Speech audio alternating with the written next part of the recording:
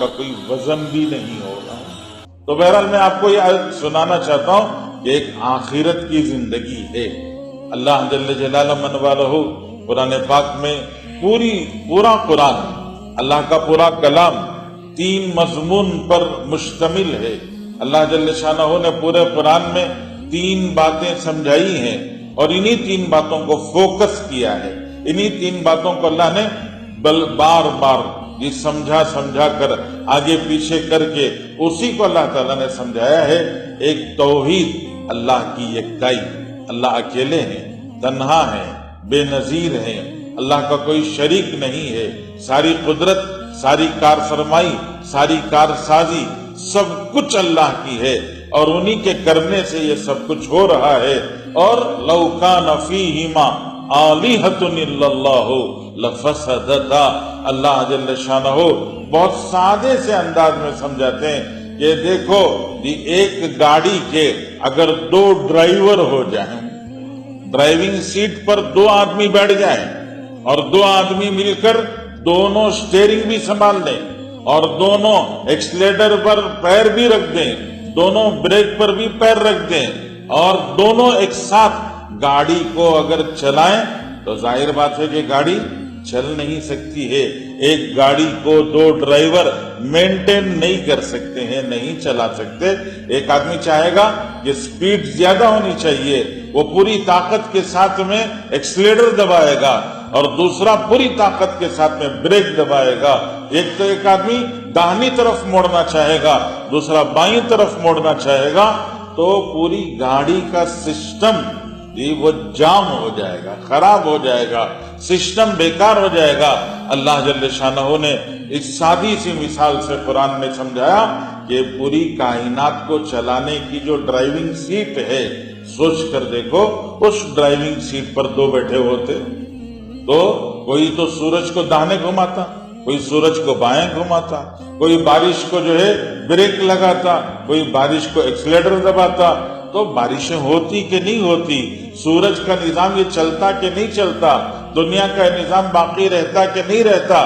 لفسدتا، آسمان و زمین کا یہ نظام بگڑ کر رہ جاتا۔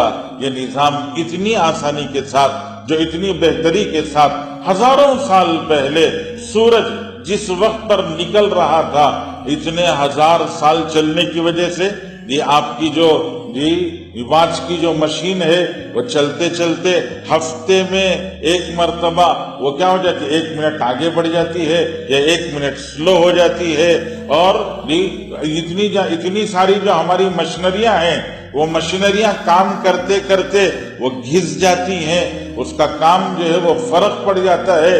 لیکن اللہ کا نظام، سورج والشمس تجری لمستقر لها ذلك تقدیر العزیز العلیم والقمر قدرناہ منازل۔ اللہ جل شانہ سمجھاتے ہیں سورج کے نظام میں 1 سیکنڈ کا فرق نہیں آیا، چاند کے نظام میں 1 سیکنڈ کا فرق نہیں آیا۔ پوری دنیا کا نظام اپنی پوری طاقت کے ساتھ میں اپنی رفتار پر چل رہا ہے۔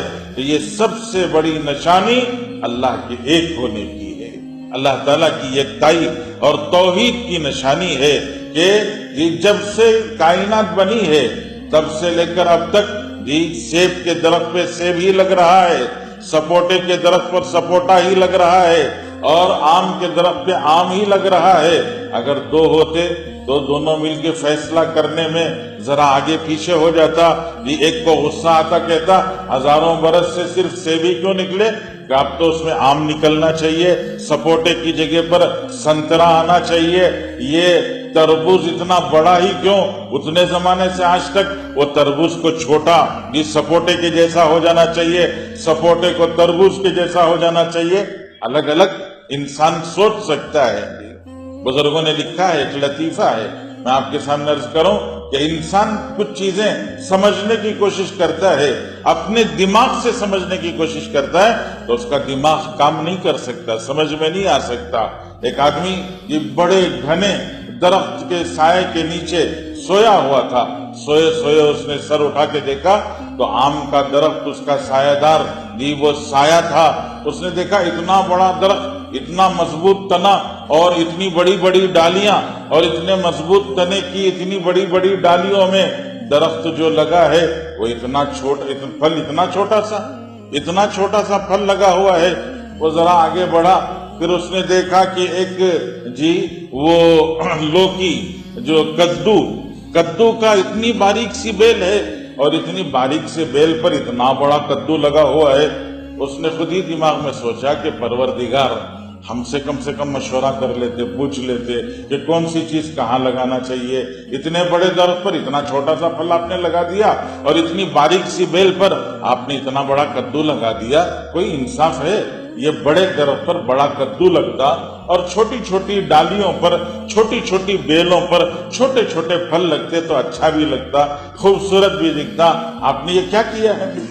اللہ تعالیٰ سمجھانا چاہتے ہیں وہ درخت کے آم کے درخت کے سائے کے نیچے سویا تو اللہ کا کرنا اوپر سے ایک چھوٹا سا آم جو وہ کٹ کر آ کے اس کے سر پہ گرا۔ وہ اچانک بیدار ہو کے اس نے دیکھا کہ سر پر کیا پڑا ہے، تو پتا چلا کہ وہ آم اوپر سے کٹ کے میرے سر پہ گرا ہے۔ اس نے سر پہ ہاتھ رکھ کے اللہ کا شکریہ ادا کیا، پروردگار کدو گرتا تو کیا حال ہوتا۔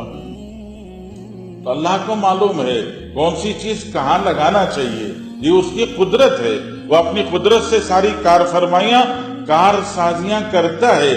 وہ یکتا ہے، اکیلا ہے، تنہا ہے، وہ اس کا کوئی شریک نہیں ہے، اس کا کوئی وزیر نہیں ہے، اس کا کوئی مشیر، اس کا کوئی ایڈوائزر نہیں ہے جو اسے ایڈوائز کرے، مشورہ دے۔ وہ اپنی قدرت سے سب کچھ کرتا ہے، وہ تنہا ہے۔ دوسرا مضمون جو پورے قرآن میں بیان کیا گیا وہ مضمون ہے رسالت کا۔ اللہ کے پیغمبر، انسانوں کو ایک رہبر چاہیے، انسانوں کے اس غلے کے لیے ایک رہبر چاہیے، اور وہ رہبر اللہ نے دیا۔ اور ایک رہبر نہیں، اللہ تعالیٰ نے 1,24,000 رہبر پیغمبر دنیا کے اندر بھیجے۔ اور جب دنیا اپنے اخیر زمانے پر پہنچی اور دنیا اپنی انتہا اور اپنے مکمل ہونے کے دور میں پہنچی ہے، تو اس دنیا کے سب سے بڑے رہبر، عظیم الشان رہنما اور سب سے بڑے پیغمبر جو امام الرسل، خاتم الانبیاء، سید الاولین والآخرین ہیں، وہ آخری پیغمبر دنیا میں تشریف لائے، اور انہوں نے اپنے زمانے سے لے کر رہتی دنیا تک، قیامت تک کے لیے وہ ایک پورا روٹ میپ، سیدھا جنت تک جانے کا جو راستہ ہے، وہ روٹ میپ اللہ کے رسول صلی اللہ علیہ وسلم نے دیا، اور دے کر دنیا سے تشریف لے گئے، بتا دیا کہ لن تضلوا ما تمسکتم بہما ترکت فیکم امرین۔ یہ روٹ میپ میں تمہیں دے رہا ہوں، ایک قرآن میں ہے، دوسرے اللہ کی کتاب سنت میں ہے، اس کو دیکھ کر چلتے رہو۔ لن تضلوا ما تمسکتم بہما، اس کو پکڑ کر جب تک چلو گے راستہ بھٹکو گے نہیں، جنت کا راستہ چھوڑ کر جہنم کی گلیوں میں نہیں گھسو گے۔ یہ اللہ کے رسول نے بتایا، اس کو قرآن نے سمجھایا ہے۔ پیغمبر کی ضرورت کیا، پیغمبر کا کام کیا، پیغمبر کی ذمہ داری کیا، یہ سب سمجھایا۔ اور تیسرا مضمون جو پورے قرآن میں بتایا گیا، اس کو اللہ نے کہیں بہت مختصر کر دیا۔ اللہ تعالیٰ نے بہت مختصر بھی کہا، وَلَلْآخِرَةُ خَيْرٌ لَكَ مِنَ الْأُولَى۔ یہ بہت چھوٹے لفظ میں اللہ نے پورے قرآن کے اس مضمون کو لا لیا ہے۔ اللہ تعالیٰ فرماتے ہیں دنیا سے آخرت بھلی ہے، وَلَلْآخِرَةُ خَيْرٌ لَكَ مِنَ الْأُولَى، دنیا سے آخرت تمہارے لیے بھلی ہے۔ دنیا میں انسان دو چیزیں دیکھتا ہے، ایک اپنا ظاہری نفع، نقد فائدہ، ظاہری لذت، نقد لذت، فوراً ملنے والی لذت، یہ ایک انسان دیکھتا ہے۔ ایک اس کو بتایا گیا جو نظر نہیں آتا، جو حواس سے خمسہ، جو اللہ نے اس کو دیا ہے حواس سے خمسہ، آنکھ سے دیکھ نہیں سکتا، زبان سے چکھ نہیں سکتا، ناک سے اس کی بو کو محسوس نہیں کر سکتا، اس کی آوازیں، اس کی صدائیں، وہاں کے وہ جو شور یا وہاں کے نغمے وہ اپنے کانوں سے سن نہیں سکتا، یہ اس کے ہاتھوں سے پکڑ نہیں سکتا، جنت کی کوئی چیز کو چھو کے نہیں دیکھ سکتا، جہنم کی آگ کی گرمی کو اپنے ہاتھوں سے چھو کے نہیں دیکھ سکتا، جہنم کے اژدوں کو نہ اپنی آنکھ سے دیکھ سکتا ہے، نہ جہنم کے اژدوں کی آواز سن سکتا ہے، نہ جہنم کے اژدوں کے اور جہنم کی وہ جو بدبو ہے وہ بدبو اپنی ناک سے سونگھ سکتا ہے، نہ جہنم کو ہاتھ سے پکڑ کے دیکھ سکتا ہے، نہ جنت نہ جہنم۔ آخرت اللہ جل شانہ نے غیب میں کر دی ہے، آخرت پر اللہ تعالیٰ نے پردہ ڈال دیا ہے، آخرت کو اللہ تعالیٰ نے غیب میں کر دیا، اور غیب میں اللہ نے آخرت کو کر کے انسان کے سامنے دو راستے رکھے ہیں، اور دونوں راستوں کو اللہ نے بتایا۔ اللہ نے فرمایا من اراد العاجلۃ عجلنا له فیہا ما نشاء لمن نرید۔ اللہ جل شانہ فرماتے ہیں دیکھو دو باتیں ہیں، عاجلہ آخرہ، یہ عربی کے الفاظ ہیں جی، عاجلہ آخرہ جی، فوراً اور دیر، جو آپ کو کیش میں مل رہا ہے جی، نقد میں مل رہا ہے اور فوراً مل رہا ہے، اس کو کہتے ہیں عاجلہ، جلدی ملنے والی چیز، اور ایک آخرہ، آخرہ کے معنی جلدی نہیں ملے گی، ذرا دیر سے ملے گی، تھوڑا وقت لگنے کے بعد ملے گی، ذرا جو ہے بعد میں دیا جائے گا۔ تو ایک وہ چیز جو تمہیں فوراً ملے، ایک وہ چیز تمہیں دیر سے ملے۔ اللہ فرماتے ہیں من اراد العاجلۃ عجلنا له فیہا ما نشاء لمن نرید۔ اللہ جل شانہ نے فرمایا جو نقد کا ارادہ کرے، جو یہ چاہتا ہے کہ مجھے فوراً مل جائے، فوراً مجھے فائدہ ہو جانا چاہیے، زندگی لے کے آیا ہوں تو زندگی کے مزے کر لوں، زندگی کی لذت اٹھا لوں، زندگی کے مزے میں جو ہے کر لوں، میں خوب اپنا فائدہ اٹھا لوں، پیسہ کما لوں، پیسہ اڑا لوں، جو لذتوں کے سامان ہیں وہ سارے لذتوں کے سامان میں کر لوں، آنکھوں سے وہ سب دیکھ لوں جو لذت کی چیز ہے، زبان سے وہ سب چکھ لوں جو لذت کا سامان ہے، میں ناک سے وہ ساری خوشبوئیں سونگھ لوں جو لذت کا سامان ہے، میں کانوں سے وہ سب سن لوں جو لذت کا سامان ہے، اور جو یہ میرے ہاتھوں سے میں وہ سب پکڑ لوں جن سے میں لذت حاصل کر سکتا ہوں۔ تو ایک انسان کی چاہت، ایک انسان کا ارادہ، ایک انسان کا اندر کی وہ خواہش کہ مجھے یہ کیش فائدہ ہونا چاہیے اور فوراً کی لذت مجھے ملنی چاہیے، مجھے وہ مزے حاصل ہو جانے چاہیے۔ آج دنیا میں دیکھ رہے ہیں آپ، دنیا میں لوگوں نے آخرت کو بھلا دیا ہے، آخرت کو جی یہ سمجھا ہے۔ لوگ کچھ مذہب، کچھ لوگ تو ایسے ہیں جن کے پاس آخرت کا تصور ہی نہیں ہے، جنہوں نے یہ سمجھا ہی نہیں کہ مرنے کے بعد بھی کوئی زندگی ہے، موت کے بعد بھی پھر جینا ہے، مرنے کے بعد بھی پھر اٹھنا ہے۔ اس کو بہت سارے تو سمجھتے ہی نہیں۔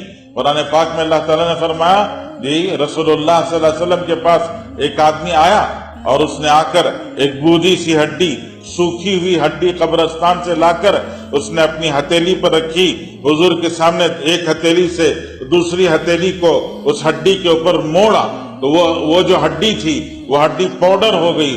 اس نے اس طرح سے پھونکا تو وہ ہڈی کا جو پاؤڈر تھا وہ ہواؤں میں اڑ گیا۔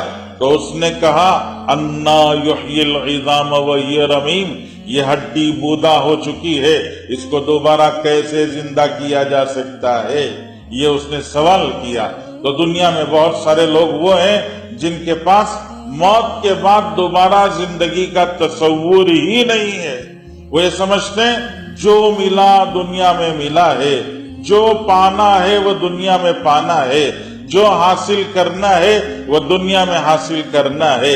تو اللہ نے قرآن پاک میں فرمایا وَمَنْ أَرَادَ الْعَاجِلَةَ، جو سب کچھ دنیا میں پانا چاہتا ہو تو ہم عجلنا لہ فیہا ما نشاء، ہم اس کو دے دیں گے، وہ نہیں دیں گے جو وہ چاہے گا، وہ دیں گے جو ہم چاہیں گے، اور ان کو دیں گے لمن نرید، ان کو دیں گے جن کو ہم دینا چاہیں گے۔ سب کو نہیں ملے گا جی، سب کو لذتوں کے، مزوں کے، جی آزاد زندگی کے گزارنے، جی کی خواہشوں کے پورا کرنے، من موجی منمانی کرنے کے سب کو موقع نہیں ملیں گے۔ کچھ لوگ ہوں گے جن کو موقع ملے گا، جو اپنی لذتیں اٹھائیں گے، جن کے پاس جی کوئی تمیز نہیں ہوگی۔ پینے کے لیے کیا ہونا چاہیے؟ پانی ہی پینا چاہیے، صرف دودھ استعمال کرنا چاہیے، حلال اور پاک چیز شہد استعمال کرنا چاہیے۔ ان کے پاس پانی کے پینے کی چیزوں میں تمیز نہیں ہوگی، وہ سب کچھ پی جائیں گے۔ جو پینا چاہیے وہ بھی پی لیں گے، جو پینا نہیں چاہیے وہ بھی پی جائیں گے، سب پی جائیں گے۔ جب انسان کی عقل مت ماری جاتی ہے تو پھر کچھ چیزیں ان کو مذہب کے نام پر پلا دی جائیں گی، کچھ چیزیں خواہش کے نام پر پلا دی جائیں گی، خواہش کے نام پر کچھ پی جائیں گے، کچھ مذہب کے نام پر پی جائیں گے۔ تمیز یہ نہیں ہوگی کہ کیا پینا چاہیے کیا نہیں پینا چاہیے، کیا کھانا چاہیے کیا نہیں کھانا چاہیے، کیا کرنا چاہیے کیا نہیں کرنا چاہیے۔ بیٹی، ماں، بہن، یہ تمیز ختم ہو جائے گی۔ بیوی اور عام عورت، اس کی تمیز کو ختم کر دیا جائے گا۔ اور خواہشیں انسان جہاں چاہے وہاں پورا کر سکتا ہے، وہ خواہشیں جن کے پورا کرنے میں جانوروں نے بھی تمیز رکھی ہے۔ آپ جانوروں میں بھی تحقیق کریں، جانوروں میں بھی تمیز ہے۔ جانور بھی ہر جگہ اپنی خواہش نہیں پوری کرتا ہے، جانور بھی تمیز رکھ کر خواہش پوری کرتا ہے۔ بہت سارے جانور، یہ دنیا کے تمام جانوروں کے بارے میں یہ متفقہ فیصلہ ہے، صرف ایک جانور جو گندا جانور سمجھا جاتا ہے، اس ایک جانور کے علاوہ سارے جانوروں کے بارے میں تحقیق ہے کہ جانور جس ماں سے پیدا ہوتا ہے اس ماں سے اپنی خواہش نہیں پوری کرتا ہے۔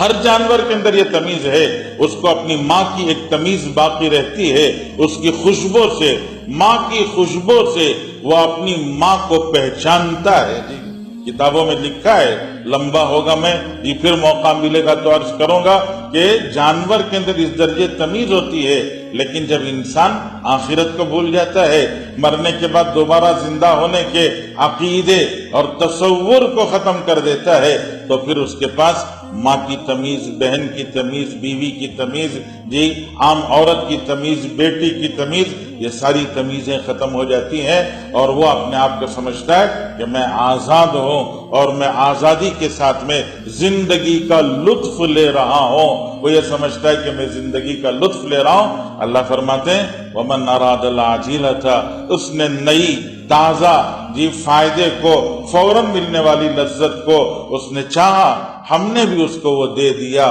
لیکن سب کو نہیں دیا۔ لمن نشاء لمن نرید، جس کو ہم چاہتے ہیں اسی کو دیتے ہیں۔ پھر کیا ہوتا ہے؟ پھر اس کو جہنم میں ذلیل بنا کر لا کر کھڑا کیا جاتا ہے، مجرم بنا کر لا کر کھڑا کیا جاتا ہے۔ آگے اللہ نے فرمایا وَمَنْ أَرَادَ الْآخِرَةَ، جی نقد فائدے سے نظر ہٹا لے، جو موت کے بعد دوبارہ زندہ ہونے کا یقین اپنے دل میں بٹھا لے، وَسَعَى لَهَا سَعْيَهَا، ہر بات میں زبان سے بول رہا ہوں تو بولتے وقت پر نقد کا فائدہ نہیں، آخرت کا فائدہ، نقد کا نقصان نہیں، آخرت کا نقصان۔ میں ماں سے بات کر رہا ہوں، میں باپ سے بات کر رہا ہوں، میں ایک عام انسان سے بات کر رہا ہوں، میں اپنے دکان میں بیٹھ کر ترازو میں کوئی چیز تول رہا ہوں، کپڑا بیچنے والا کپڑا کاٹ رہا ہوں، جی کوئی اور چیز بیچنے والا اپنے سامان کو فروخت کر رہا ہوں، تو میں فروخت کرتے وقت پر فوراً ملنے والا کیش نفع نہیں، مجھے آخرت کا فائدہ بھی سامنے رکھنا چاہیے، آخرت کا نقصان بھی سامنے رکھنا چاہیے۔ جو اس کو سامنے رکھ کر زندگی گزارتا ہے، اللہ نے فرمایا وَمَنْ أَرَادَ الْآخِرَةَ وَسَعَى لَهَا سَعْيَهَا، جو آخرت کو سامنے رکھ کر زندگی گزارے اور اس کے لیے کوشش کرے، وَهُوَ مُؤْمِنٌ، اس کے پاس ایمان کی دولت بھی اگر ہو، وَأُولَئِكَ كَانَ سَعْيُهُمْ مَشْكُورًا، ان کی وہ کوشش مشکور ہے، ان کی وہ کوشش کامیاب ہے، اس کوشش پر اللہ کی طرف سے بدلہ ملے گا۔ اس لیے بزرگوں، یہ ساری بات گویا میں نے آپ کے سامنے رکھی ہے، اور اسی لیے رکھی، گزشتہ کئی ہفتوں سے میں نے آپ کے سامنے علامات قیامت عرض کی، علامات قیامت عرض کر کر اب گویا آپ کے سامنے یہ عرض کرنا ہے کہ قیامت آ ہی جائے گی، وقوع پذیر ہو جائے گی۔ قیامت کے بعد ہم اللہ کے سامنے حساب کتاب کے لیے کھڑے ہوں گے، تو وہاں خالی ہاتھ کھڑے ہوں تو فائدہ نہیں ہے۔ اس قیامت کے بعد آنے والی زندگی کو آج سوچنا ہوگا، اور عاجلہ جی سامنے کے فائدے کو نہیں، پیچھے کے فائدے کو، سامنے کے نقصان کو نہیں، پیچھے کے نقصان کو سامنے رکھ کر زندگی گزارنا ہوگا۔ اللہ مجھے آپ کو پوری امت کو توفیق نصیب فرمائے۔ وآخر دعوانا الحمدللہ۔